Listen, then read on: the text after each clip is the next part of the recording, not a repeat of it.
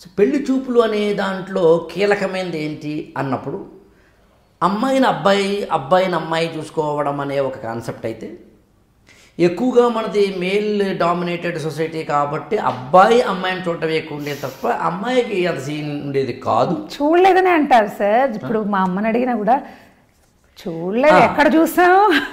అది కూడా నేను దాన్ని కూడా ఐ వాంట్ అంటే నేను వెనక్కి వెళ్తున్నాను, అవునవును, రివర్స్ స్క్రీన్ ప్లేలో వెళ్తున్నాను. సో అందుకని మీరు చెప్పింది రైట్. ఈ చూసుకోవడాలున్న చాయిసెస్ లేవు. నాకు నచ్చలేదు అబ్బాయి అని చెప్పాలంటే ఆమె చాలా సాహస అయి ఉండేది, వీరనారి అయి ఉండేది ఆ రోజుల్లో. సో ఈ ప్రాసెస్లో అక్కడి నుంచి ఆమె మాట్లాడితే మాట్లాడుతుంది, లేకపోతే లేదు, ఇతరేదో మాట్లాడితే మాట్లాడితే లేదు. కానీ ఎక్కువగా పెళ్లి చూపుల అసలైన ఎజెండా ఏంటంటే ఫ్యామిలీని మాట్లాడుకోవడం, కుటుంబాలు మాట్లాడుకోవడం. మీ అక్క ఏం చేస్తారు, మీ అమ్మమ్మ ఏంటి, మీ తాతయ్య ఏంటి, మీ పెద్దనాన్న ఏంటి, వాళ్ళు ఎక్కడ ఉంటారు, మీ జాయింట్ ఫ్యామిలీయా, న్యూక్లియర్ ఫ్యామిలీయా,